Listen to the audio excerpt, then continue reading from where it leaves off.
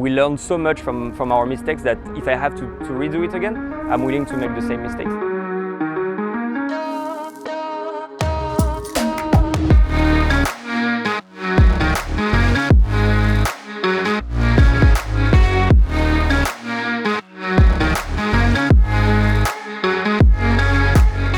Hey there, welcome to today's masterclass. We're going to have Mathias Boissonot, founder and CEO of Handprint. Handprint is a social enterprise on a mission to help companies integrate their sustainability actions into their business processes. They do that through a platform operating on the blockchain. We're going to talk about finding your product market fit and building a product your client actually wants. We're going to talk about how to leverage data to adopt a user-centric approach, how to do that from Singapore, the hub of business in Southeast Asia. I hope you're as excited as I am. Mathias should be here any minute now. Hey. Hey Mathias, how you doing? Good. Good? Got your coffee? Thank you so much. Wow, cappuccino. Your favorite. After we take that coffee, we climb to the pinnacle. We're gonna have a nice view. Nice. And we can have a nice chat about how you build that awesome company and the product. Okay. Mathias, you can see here we are at the top of the pinnacle. Pinnacle is what they call a HDB here. So it's it's the equivalent of the low rent buildings in Europe. Now Indonesia is this side and Malaysia is behind us, and all the tankers that are going to the port over there. Today I'd like to talk about Handprint with you, but more specifically to talk about how you build the company and focus a little bit on finding the right product market fit and where you bang your head on the product and what was the adventure of building a company and taking it to almost Series A now? So. Yeah, great. Okay, let's go. Let's go. All right, Mathias, let's get into it. Can you start maybe by telling us a little bit who Mathias is and how you landed at founding Handprint and what Handprint is about? Yeah, sure. So I'm a system engineer by background. I arrived in Singapore 6 years ago in a consultancy firm. Then I became director of that firm, which was actually the branch of a French consultancy firm, so that was the Asian branch. And I started to do pro bono work for a non-profit organization, the Global Mangrove Trust, which at the time was developing a technology for crowdfunding of reforestation projects. And I happened to found a company with the two directors of that NGO. So that's how it started. Good chemistry, great team. So we decided basically to create a for-profit to commercialize the technology that were developed in that non-profit. Awesome. And we'll get back to the non-profit getting into profit later, but can you tell us a little bit about what Handprint is about then? Sure. So Handprint is a platform that enables companies to regenerate ecosystems as they sell their product and services. It basically enables companies to green up their business model. And how do we do that? We enable two levels of transparency. One is on the cash flow, and we are also quantifying exactly how much your contribution as a company benefits to the environment in terms of carbon absorption, in terms of support to biodiversity, in terms of social impact. Everything is quantified and written in a public ledger that everyone can audit, and everything is made transparent, basically. You gave us the 3 years pitch of the company. Where did it start? What was the original idea, and what did you guys change on the way? The idea was to democratize climate action, in a way. We didn't know if we would address a consumer market, a corporate market. We just wanted to democratize climate action. So we started by designing this platform that will be some kind of digital alternative to carbon credits based on direct impact. Basically means that anyone in the world or any system could automatically access that platform and compensate some carbon emissions. And just to give you an example, basically the first product that we had in mind was an electric socket that you can plug between your fridge and the electrical power that would connect to our platform and compensate your carbon footprint in real time. But we stayed around those lines because what we actually do even now is democratizing access to climate action in an automated way. That's exactly what we do with the platform. Okay, so you kept the vision. Where did you bang your head, and what did you have to change on the way? we had to define a market first. If I had to rewind and do the story again, we would have been much faster in defining one single problem that we wanted to solve with a single market, with a single audience. And this, we didn't do it in the beginning.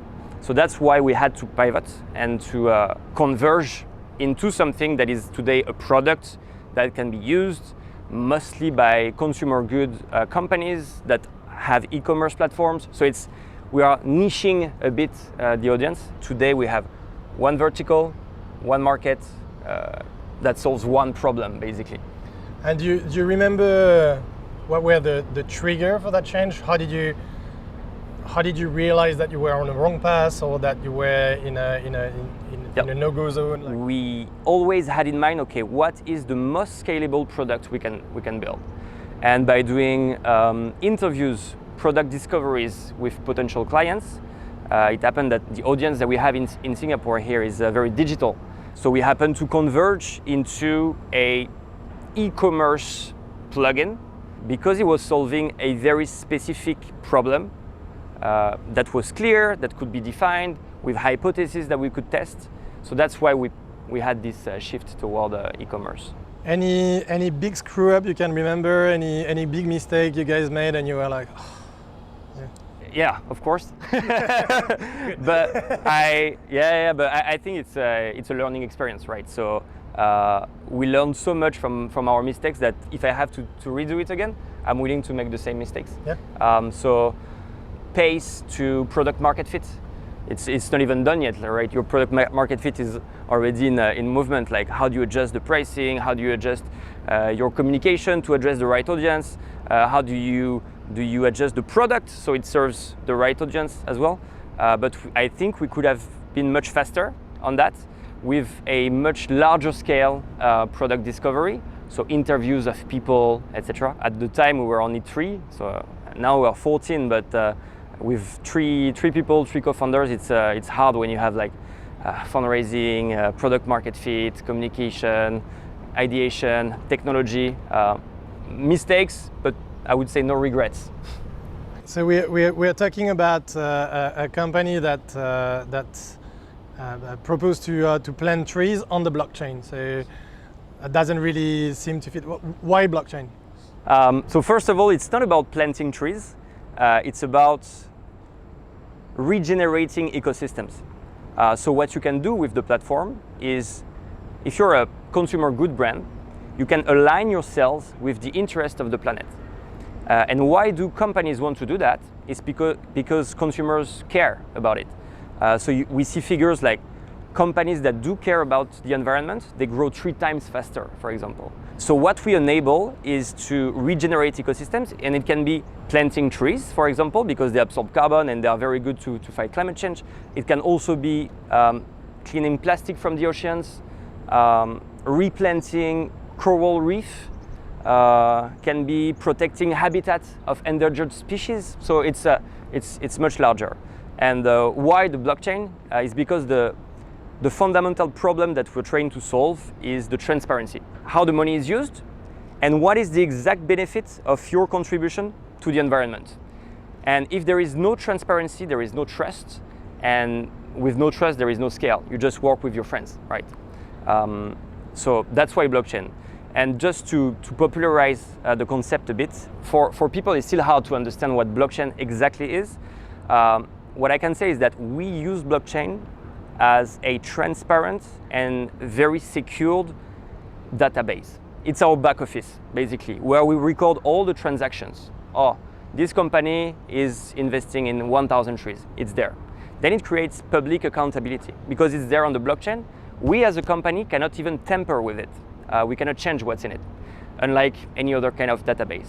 So it's mostly to create transparency, trust, and another side benefit, I would say, is that if Handprint tomorrow goes to bankruptcy and disappears, the blockchain remains because it's distributed among thousands of computers around the world. So we have a copy of the database in every country in the world. So that's also a benefit. I get why you're on the blockchain now, but like, how does it work to build a product on the blockchain? Where do you start? we use technologies to solve problems. The main problem we solve with blockchain is transparency. It's inherent to the technology, it solves that. But it, for us, is just a back office technology. We're not a blockchain company, right? We also use machine learning to analyze satellite images to automatically see what's happening in the forest, how much it has grown. For us, it's just one of the tools that we use to solve problems and address a certain pain point in the industry.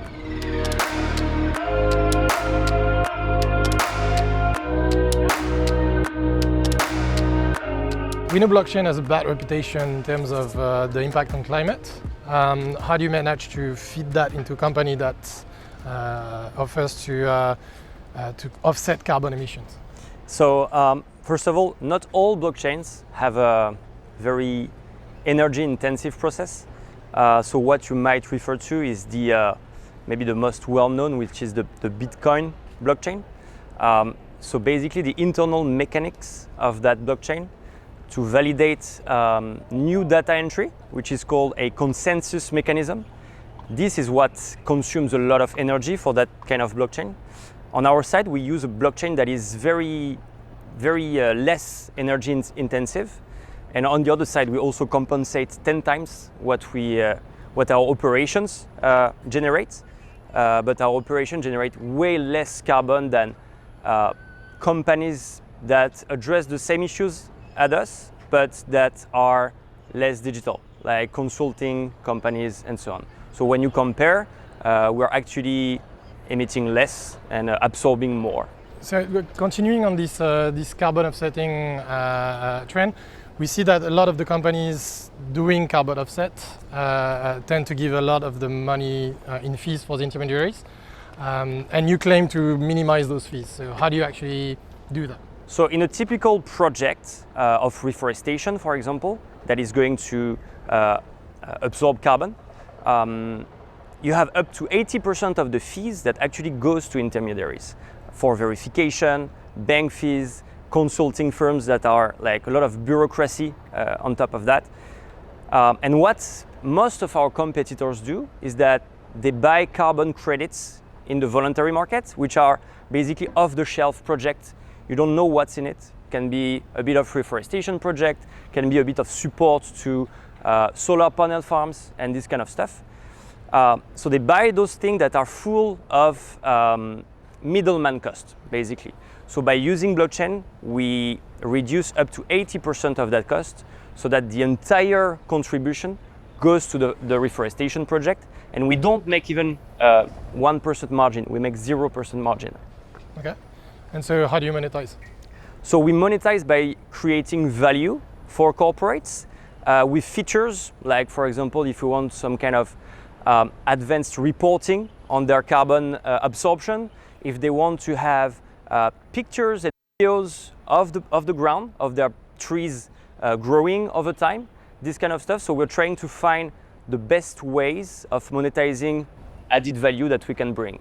We are not developing a technology to cut all the middlemen, to be ourselves a middleman, you know. So you don't sell carbon emission, you sell value, and by offsetting the carbon emission. So that looks easy on the paper, but how did you actually build that into not only the product but the solution itself? Like, because it's a wide and complex ecosystem, right? Yeah, it's extremely complex. So there are basically two parts: the technological part and the product part. Both are extremely complex problem to solve for entrepreneurs. The technology part addresses the transparency issue in that industry. And the product part tries to find where is the perception of value from the market, from corporates, what do they actually need, how do they want to interact with their consumers on what they are doing good for the planet, so that we create value from the product so that companies pay for it. What you're saying is basically you're cutting a lot of source of revenue. Did you get any bruise on the way? Did you offset anyone? Did you get punched in the face? No. How do you convince the rest of the ecosystem that this is the right way to do it? There are lots of habits in that industry. So people, for example, always think that to be able to do something good for the environment, they first need to assess what they are doing bad. which is called the footprinting, how much carbon they are emitting, and so on. On our side, we know that, and science says that if everyone is carbon neutral in the world, we are not going to solve climate change. What we need is planet positive companies and individuals and organizations like states. And to achieve that, we need people to go way beyond carbon neutrality. We need companies to be 50 times carbon positive.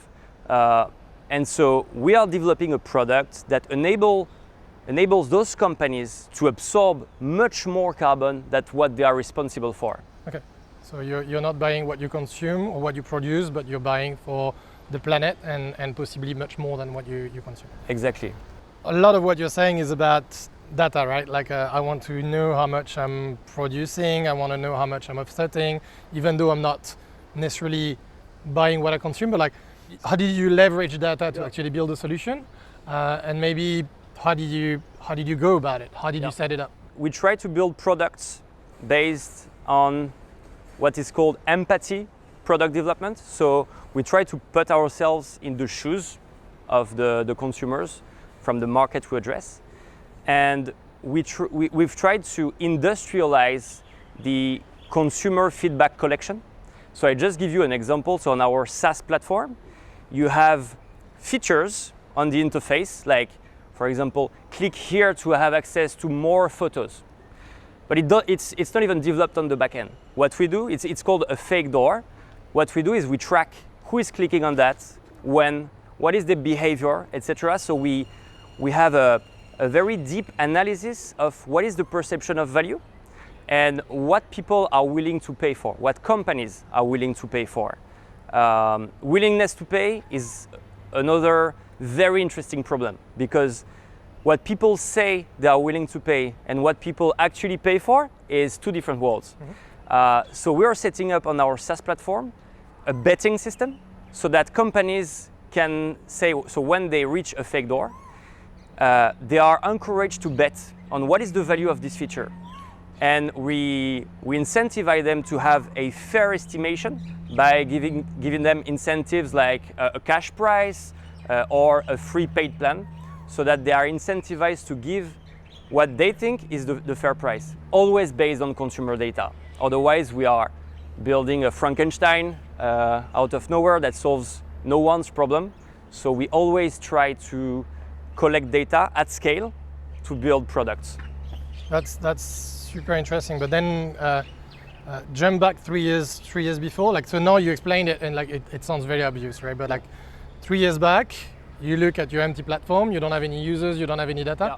How do you think about all this, and how do you set it up? Where do you start? How do you kick off the data strategy and collection? But first, we do things that don't scale. Yeah. So we set up Zoom calls. Y Combinator. Exactly, but we set up Zoom calls with potential customers.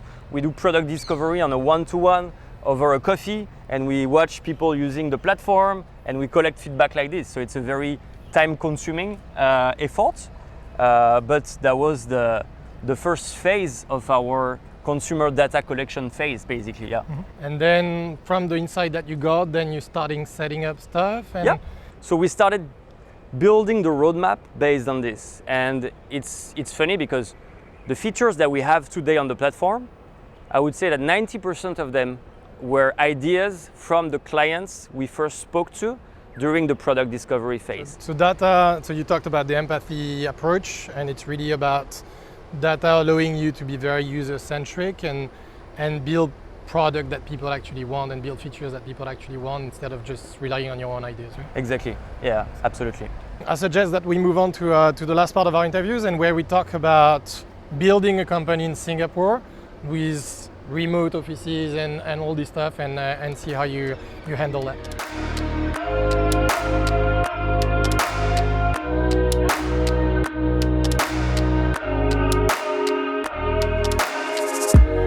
So Mathias, you're a scaling company from Singapore. You have an impact project in Malaysia, Indonesia, Myanmar. Your tech is developed in India and France, beyond Singapore. You have teams in Bangkok, clients in Australia. The company is all over the place from day one. How do you build a company on that premises? So first of all, we are a software as a service company. So we tend to be geography agnostic in the sense that any company in the world could just go into our website, subscribe, and become part of the regenerative economy thanks to Handprint. In terms of how we build an organization that is all over the place and that is remote, I would say that was very natural for us because we were born during COVID. So that's one of the side benefits of being born during COVID. We, from scratch, started like this, and so we had to set up an organization that would work that way, basically. Is there anything that you think is more challenging or like benefits of doing that compared to a traditional company where everyone would be in Singapore? Maybe the most difficult is to create a culture in the company. So we are lucky because we're a mission-driven organization. So there is already a strong culture in the company, but it's very hard to spread that culture on a daily basis because you don't have the chit-chat in the morning for a coffee. Sometimes we realize that, for example, 1 month after our fundraising, one of our employees didn't know that we fundraised. So we're like, okay, how is that possible? Like this lack in communication? It comes basically from the fact that we are not speaking to each other physically in the same space. So it's also a challenge. Coming back to what we said a little bit earlier, like Handprint is a social enterprise, right? And social enterprise seeks to maximize benefits while maximizing the impact on society and the environment. We talk about the triple bottom line. How do you optimize for 3 different bottom lines? And that links to what you were saying about hiring employees that are fitting the mission. How do you choose between a rockstar marketing person and a rockstar marketing person that's not as good but has a stronger purpose, for instance? So to answer the first part of your question, I don't think startups are about maximizing profits, but about creating value, identifying that value, and monetizing it. So it's not a maximization of profits, but really like an adjustment to find the right market at the right price. So it's about making money, not making as much money as possible. Exactly. Right? And so we're talking about driving a positive impact on the society and the environment. Your thing is more like climate change, so tends to be more on the ecological impact. How do you embed the societal impact into that? Those 2 issues are actually extremely contingent. It's basically, you cannot solve climate change if you're blind to societal problems. So if you don't address the social problems, you cannot really address climate change at scale, at least. So we're trying to find ways to incentivize local communities over a period of 20 years to actually care for the forest, instead of seeing the forest as a potential resource and financial resource. And when there are like big industrial groups that are doing that? There are limits to that. Of course, regulation has to play an important role, especially for big corporations. When big corporations are involved in deforestation, for example, we are a part of the solution, I believe. The social problem needs to be addressed at the same time. Otherwise, I think it cannot work. The one thing you're trying to crack at the moment? How to enter the offline retail market. And how do you go about it? We are doing a POC with a major brand with a QR code system that enables basically consumers to make an action. When they scan the QR code, which is on the bottle, they trigger in real life the plantation of a tree or 10 kg of plastic cleaned up from the oceans, and they can visualize this in a map, in an interactive map with pictures, with data, real-time metrics of what is their real impact on the environment. I think it's a pretty cool use case. We're getting to the end of our discussion. 2 things I'd like to ask you to close up. The one thing you're excited about for the future of Handprint at the moment? What you're most excited about? Yeah, so we are developing an API that basically enables any application, any website, any mobile app to integrate with Handprint, so that, for example, a very cool use case is with a major ride-hailing company that is going to integrate Handprint to compensate the carbon footprint of all of their rides. So it's a very scalable use case, so very excited about that. The one advice you would give to Mathias 3 years ago? That's a good one. I would say don't be too impressed by all the theory about like what is it to be an entrepreneur, what is it to whatever. Like, just it sounds very cliche, but like trial error is the best way forward, and use a scientific methodology of like having an hypothesis, testing that hypothesis, and then learning from that in everything you do. Very cool seeing you. Thanks for sharing everything today, and best of success to Handprint. We'll see you in the Unicorn Club soon enough. All right, thank you. Cheers. Thanks for watching our pilot episode of the Scale Up Masterclass with Handprint. We're now back to the studio. And we'd love to know what you think, so do reach out and tell us.